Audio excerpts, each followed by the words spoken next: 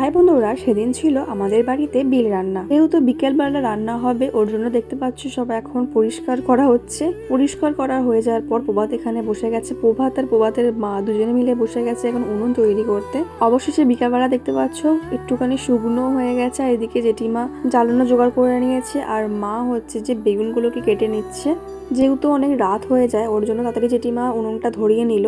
সত্যি বলতে গেলে এই বিল রান্নার দিনটা না এত আনন্দ হয় আমাদের সবার যে তোমাদেরকে বলে বোঝানো যায় না, একটা পিকনিক টাইপেরই মনে হয়। আর এদিকে দেখো যেহেতু রাত্রি হয়ে যায় ওই জন্য প্রভাত এখানে তার ফার দিয়ে লাইটের ব্যবস্থা করছিল আর আমি ওকে হেল্প করছিলাম। এরপর জেঠিমার পায়েস হয়ে যাওয়ার পর আগে ঠাকুরকে ভাসাতে হয়, ভাসিয়ে দিচ্ছিল। দেখো অনেকের নিয়ম আছে দেখেছি শুধু পায়েস, আমাদের পায়েস আর ভাত দুটোই হয়। আর এইদিকে দেখো আমরা সবাই মিলে বসে বসে লুডো খেলছিলাম, আর লালু দেখো আমার পাশে এসে বসে পড়েছিল।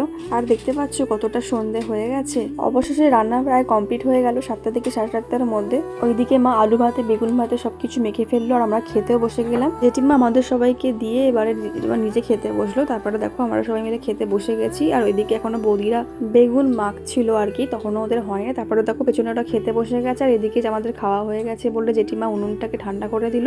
আর এদিকে দেখো মায়ের ঠান্ডা লেগে গেছে ভাত খেয়ে। দেখো ভিডিওটা কিরকম কমেন্টে জানিও তোমরা।